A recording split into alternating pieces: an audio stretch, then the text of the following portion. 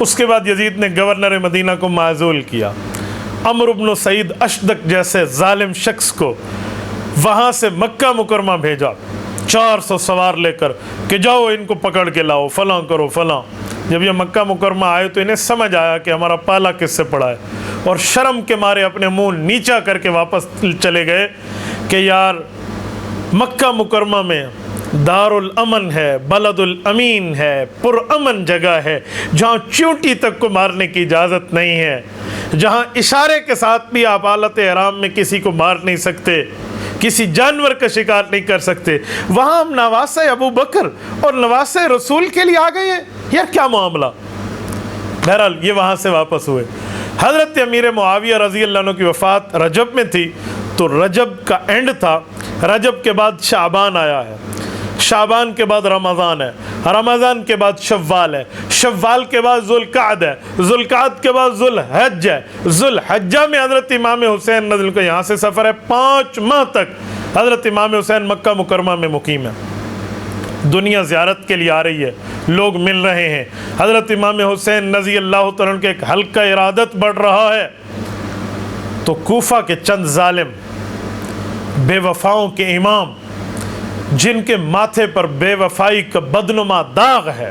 اور تا قیامت ان کے چہرے پر یہ ندامت اور بے وفائی کا داغ رہے گا، انہوں نے خطوط لکھے ہیں، انہوں نے آفر پیش کی ہے، انہوں نے وفود بھیجے ہیں، ڈیلیگیشن کا تاندہ بن گیا ہے۔ امام حسین رضی اللہ عنہ، ہم نے سنا ہے آپ نے یزید کی بیعت کا انکار کیا ہے، آپ آئیے ہماری قیادت کیجئے، آپ آئیے کوفہ تشریف لائیے، آپ آئیے ہماری رہنمائی کیجئے، ہمیں شرعی معاملات میں سمجھائیے اور ہماری سرپرستی فرمائیے۔ خطوط در خطوط، خطوط در خطوط، وفود در وفود، ایک سلسلہ بن گیا۔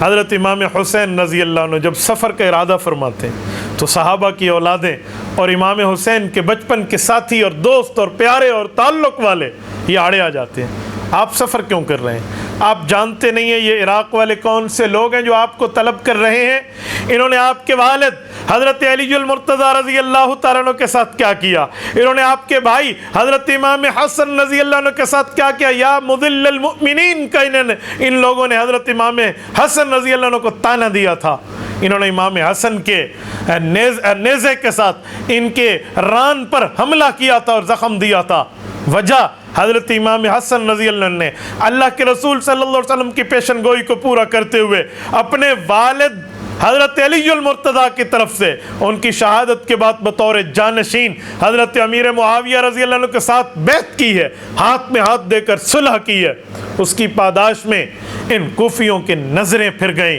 ان کوفیوں کے لہجے پھر گئے، ان کوفیوں کے قول و قرار ایک جگہ نہیں رہے۔ آپ کو نہیں جانا چاہیے۔